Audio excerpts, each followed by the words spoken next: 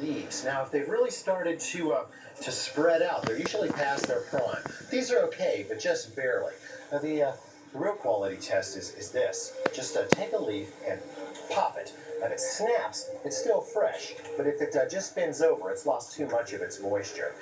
This looks good. Now, if you shop where they sell them by the piece instead of the weight, you want to get the longest stem possible. They taste almost as good as the heart. I'll just take this one. Bye now. As with all green produce, the shorter the trip from the field to your face, the better. And that can be a problem with artichokes because 9 out of 10 of these guys are grown in and around Castroville, California. So you can assume the further you are from California, the longer this has been on a truck.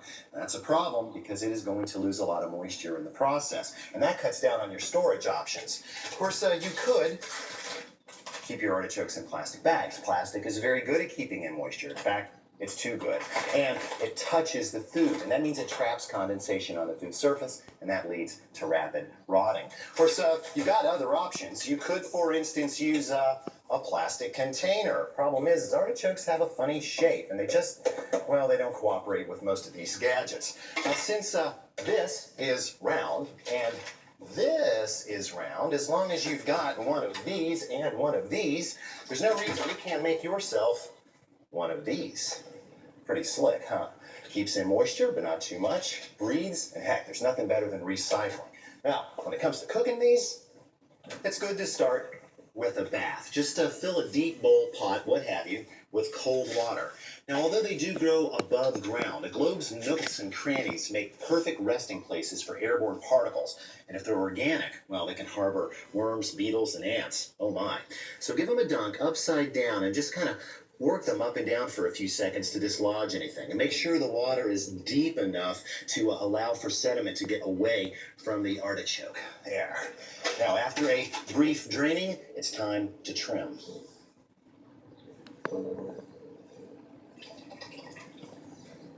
When it comes to artichokes, trimming can get complicated. This classic tome, for instance, recommends a 10-cut procedure in prepping an artichoke. It ends up looking a lot like this. Vegetable bondage. I just don't agree with it. Oh, and chefs used to think that tying a lemon onto the bottom of an artichoke would somehow keep it from browning when it cooked. I'm not real sure of the chemistry behind that, but anyway, when it comes to vegetables, I really don't think you should cut them any more than is absolutely necessary. So, how many cuts is necessary to prep an artichoke? Let's find out, shall we? 1,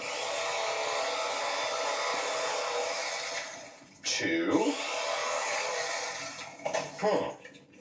Well, that's it, folks. It takes 2 cuts to prep an artichoke for cooking. Oh, and by the way, do not throw away the stems, okay? Peel them the way you would say a broccoli stem and cook them along with the rest of the artichoke. They taste almost as good as the heart.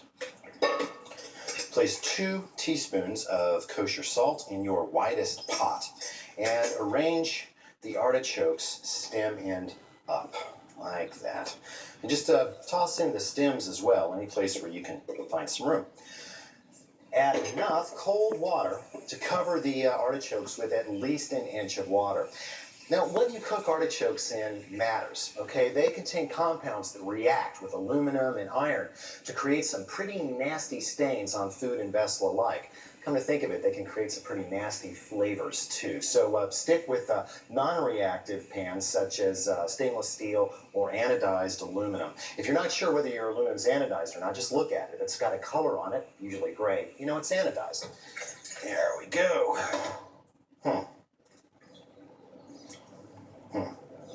Floaters. Excuse me.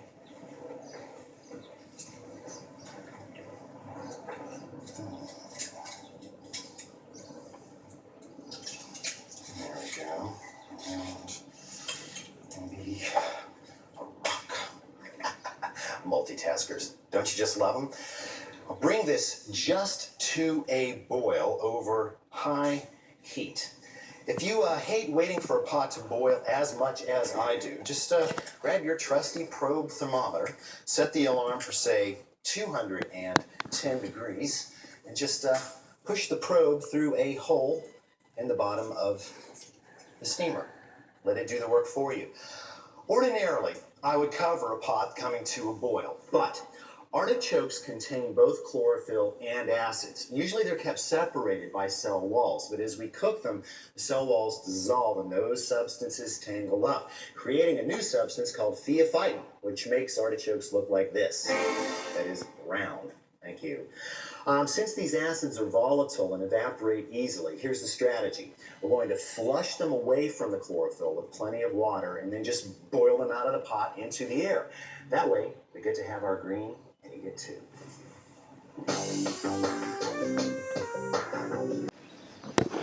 Now, turn the heat down to medium, or just high enough to keep a little bubble break there, and set your clock for 10 minutes. Will they be done by then? That depends on the artichokes. Now we check for doneness. Luckily, with artichokes, telling a done one from a not done one is extremely simple. Just carefully remove all the gear. There. And fish one out. Be sure you let it drain for a few seconds before you try to operate it in any way. Now, take your paring knife or any sharp, thin blade and push in right into the middle of the stem. Now it should slide in nice and smooth, a little bit of resistance, but nothing too fussy, and come out clean. These are done. Now all we have to do is drain. Let them drain in a colander for at least 5 minutes, and cover them with either foil or a lid to keep the heat in. Facing an artichoke for the very first time can be a daunting experience. So, before taking up a fork, maybe you should take a look at some of the internal structures you'll soon be facing. This, of course, is the stem. And as it heads up into the artichoke, it expands into what is called the base or crown. Why would you call something on the bottom a crown? Well, I don't know. Why do they call a pig shoulder a Boston butt? They just do. These are available frozen in most grocery stores, and when chopped fine, make wonderful additions to artichoke dips. In the center of the base, we have the heart, which many people consider to be the cream of this particular crop.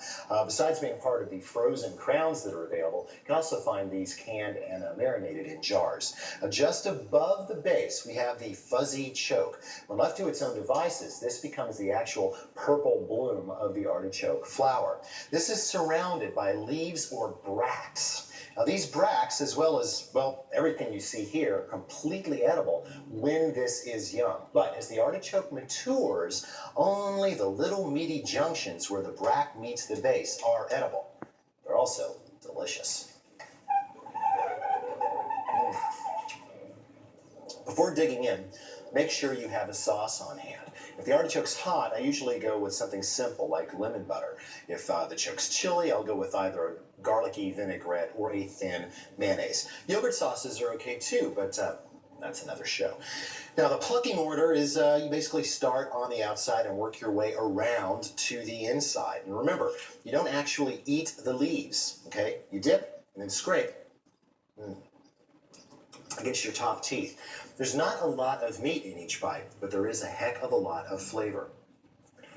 The Italians have an expression, politica del carciofo, politics of the artichoke.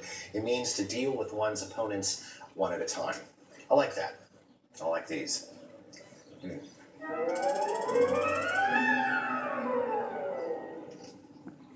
When the leaves get this small, they're not really worth fighting for anymore. So just pick up everything that's left, grab the leaves, kind of split them into two sections like this, and then we're just going to pull.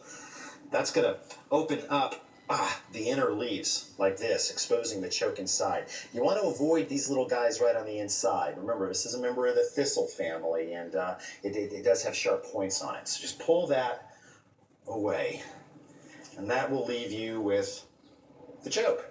Kind of pretty, but completely inedible. Kind of reminds me of a blonde sea urchin that I met one time. Anyway, lay this flat down on the table and take a paring knife. Insert the knife in the side of the choke and press your hand flat down on top of the choke so the hairs stay in place, and just work your way around. The key is to keep the edge of the knife just under the green line. Just underneath that green line there. That means you're definitely getting the entire choke off.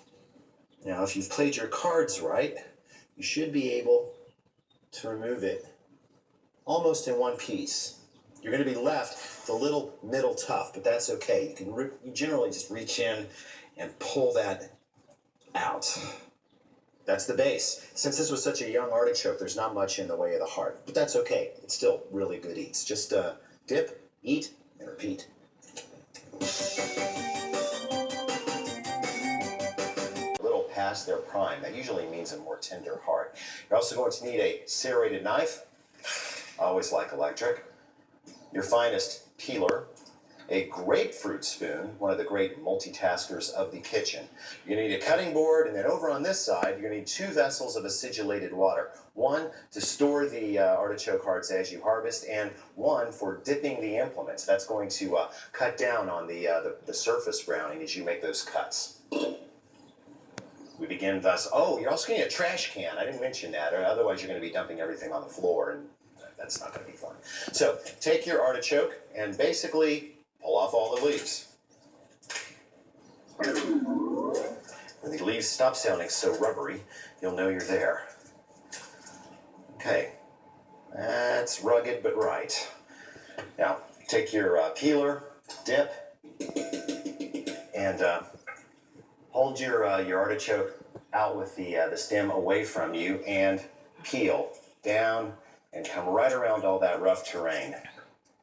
And just work your way around, taking off not only the fibers off the stem, but the remainder of the bracts. Now take your peeler and go around the outside a couple of times just to kind of clean things up. And whatever leaves want to come off, let them come off. Anything that wants to stay can stay. Dip your knife and cut this in half. There.